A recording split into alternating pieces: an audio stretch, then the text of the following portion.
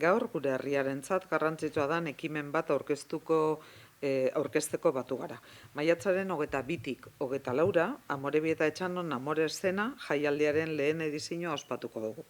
Lehen aldia da eta horrek berezitasun handia emoten deutso.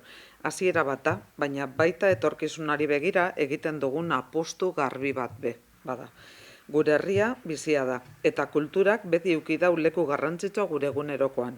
Horregaitik Amore Eszena moduko jaialdi batek balio berezia dauka. Kultura kalera ataraten dabelako, herritarren eskura jartzen dabelako, eta batez be familiei zuzendutako proposamen baten bidez, belaunaldi desberdinak elkartzeko aukera emoten dauelako. Amore Eszena jaialdiak aukera berri bat zabaltzen dau. Familie, kultura modu hurbilean eta elkarregaz bizitzeko espazio bat. Egun honetan, gure kaleak antzerkiz, musikaz eta zirkuaz beteko dira, baina batez be, elkarregaz bizitzeko esperientziaz. Momentu txiki horrek, askotan, oharkabean pasetan direnak, izango dira benetan garrantzitsuenak. Elkarregaz harritzea, irribarreak partekatzea eta oroitzapen politak sortzea. Gainera, jaialdi honek helburu sakonago bat badauka. Kulturaren bidez, gizarte bidezkoago bat eraikitzen laguntzea. Uste dugu kultura tresna indartsua dela hori lortzeko, eta horregaitik apustu sendoa egiten dugu norabide horretan. Lehen edizio honek hasiera bat markatzen dau. Ilusioz beteriko pausua da. Gure herrian kultura sustatzen jarraitzeko, sormena bultzatzeko eta familientzako espazioak indartzeko. Gaur aurkezten duguna ez da bakarrik jaialdi bat, etorkizunera begirako konpromiso bat bada. Horregaitik, gonbidapena luzatzen deutzuegu herritar guztiei, batez be familiei, maiatzaren 22tik 24ra jaialdira hurbiltzeko. Satozie parte hartu, disfrutau, gozatu, eta egin daigun danon artean, Amore Eszenaren lehen edizio hau benetan berezia. Amore Eszena jaialdiak 3 egunetan zehar askotariko proposamenak eskainiko diku, herriko espazio ezberdinak kulturaz bete eta familiei zuzendutako egitarau zabal bategaz.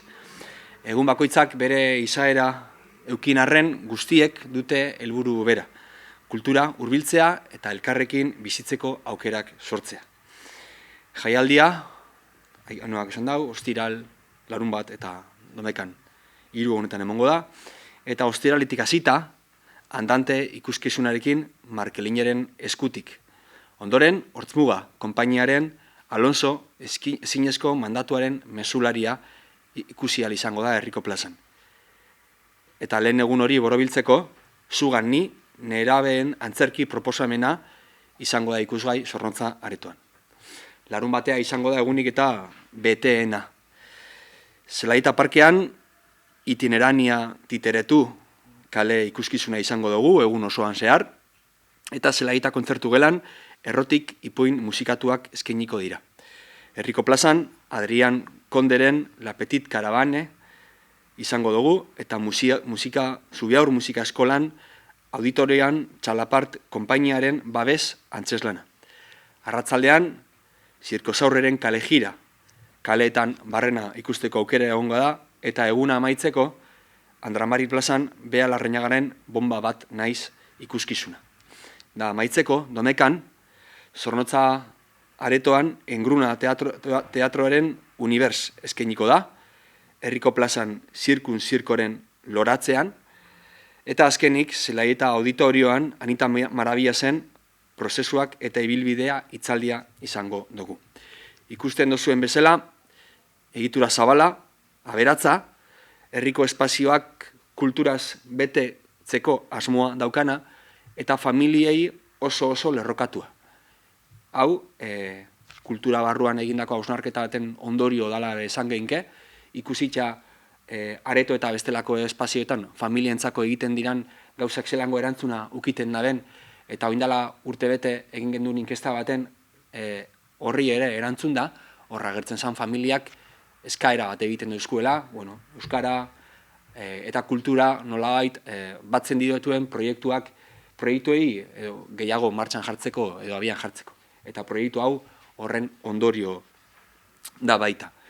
Eta neure partetik hori, eskerrik asko parte hartzen duzuen antzerki aktore eta talde guztiei, eta nola ez, Davidek egin dauen lanabe eskertu beharko gonke, ze bera izan da honen programazioa bete dagoena. Ez dut esan barkatu, evento guztiak doakoak izango dira, toki ezberdinetan, honen helburua bai izan herriko toki ezberdinak erabiltzea, aretoa, musika, Zubiaur musika eskola, ze normalean ez da publikoarentzako irekitzen, familiak eta ikasleak bertara joaten dira, baina ez da familientzako ez da publiko osoarekiko irekitzen. Egin doguz 0 eta 2 urteko umeentzako bai gauza berezi bat, orain arte egin etzana, beraz, alegindu gara publiko ezberdinetako gauza konkretuak egiten. Eta hori izan da, publiko estrategia ondo zehaztuta egoelako eta hortik abiatu garelako. Lehenengo eta behin, eskerrak emotea udalari, olako ekimen bat sortzeagatik, asmatzeagatik, eta ematen dugu etorkizunerako bere bidea egingo duena, ez? Oso garrantzitsua da, beraiek esan duten moduan, familia arloan edo, kultura, ez? Kultura jasotzea.